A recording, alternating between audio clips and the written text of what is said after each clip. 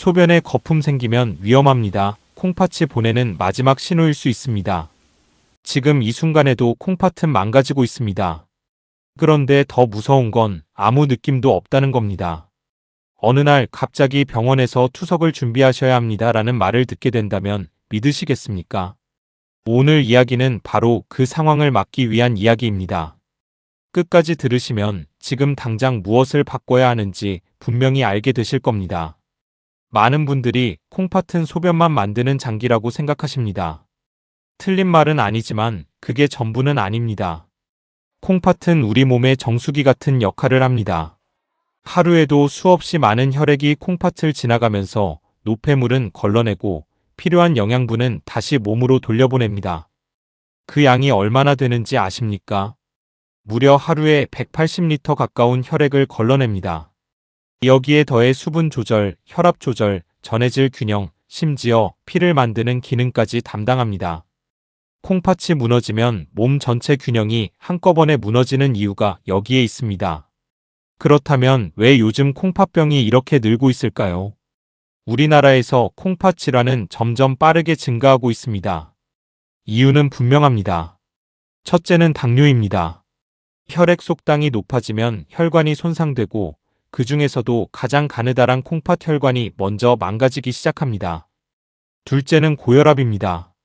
높은 압력이 계속 혈관을 때리면서 콩팥을 서서히 무너뜨립니다. 셋째는 나이입니다. 나이가 들면 콩팥 기능은 자연스럽게 줄어듭니다.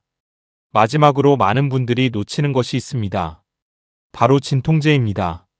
무릎이 아파서 허리가 아파서 습관처럼 드시는 그 약이 콩팥에는 부담이 될 수 있습니다. 문제는 콩팥이 나빠질 때 신호가 거의 없다는 점입니다. 그래서 더 위험합니다. 그래도 몸은 조용히 신호를 보내고 있습니다. 혹시 소변에 거품이 많아지고 시간이 지나도 사라지지 않으신 적 있으십니까? 아침에 눈이 붓거나 저녁이면 다리가 퉁퉁 붓지는 않으신가요? 이유 없이 피곤하고 기운이 빠지는 날이 계속되고 있지는 않습니까? 이런 증상들은 단순한 노화가 아니라 콩팥이 보내는 신호일 수 있습니다. 여기에 피부가 가렵거나 입맛이 떨어지고 다리에 쥐가 나거나 숨이 차는 증상까지 더해진다면 반드시 검사를 받아보셔야 합니다.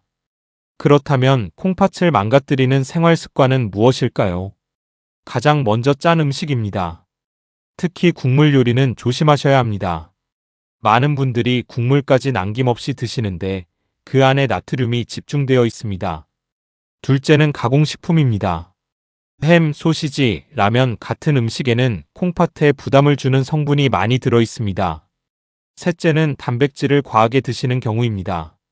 건강을 위해 드신다고 생각하지만 콩팥 입장에서는 처리해야 할 일이 늘어나는 셈입니다. 넷째는 진통제의 습관적인 복용입니다. 마지막으로 술입니다.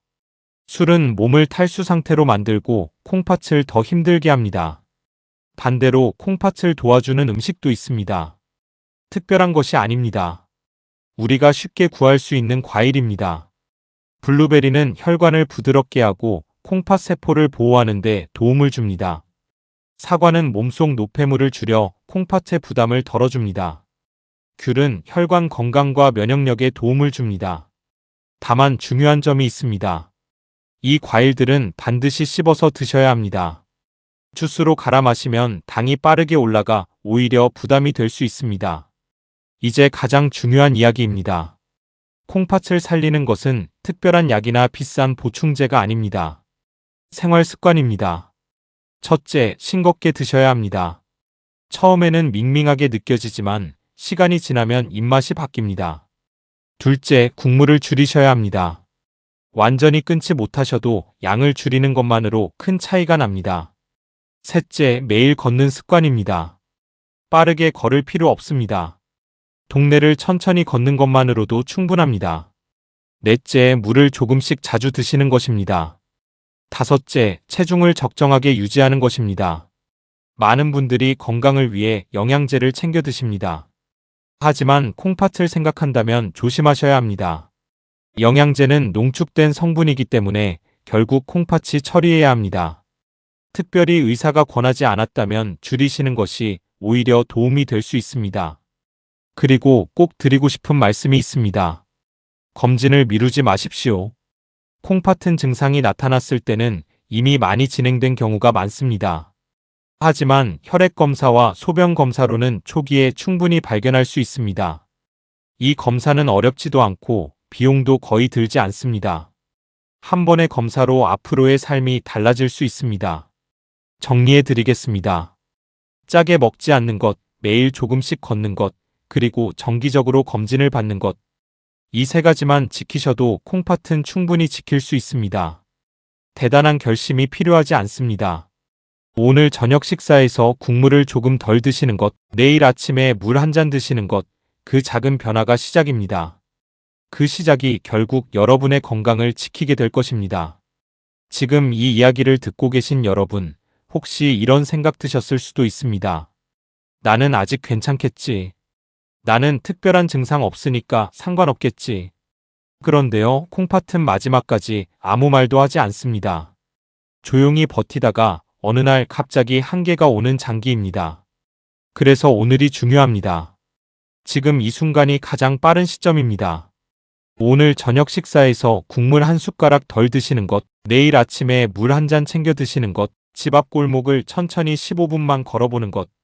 이 작은 행동 하나가 몇 년 뒤 여러분의 삶을 완전히 바꿔놓을 수 있습니다. 병원 침대가 아니라 공원 벤치에서 손주와 웃고 계실지 아니면 병원에서 시간을 보내게 될지는 지금의 선택에 달려 있습니다. 어렵지 않습니다. 이미 여러분은 더 힘든 시절도 이겨내신 분들입니다. 이 정도 변화는 충분히 하실 수 있습니다. 오늘부터 딱 3가지만 기억해 주십시오. 싱겁게 드시기, 매일 걷기, 그리고 건강검진 꼭 받기.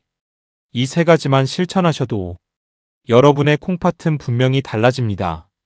이 영상이 도움이 되셨다면 같은 고민을 가진 분들에게 꼭 구독과 함께 공유해 주십시오. 여러분의 한 번의 공유가 누군가의 건강을 지킬 수 있습니다.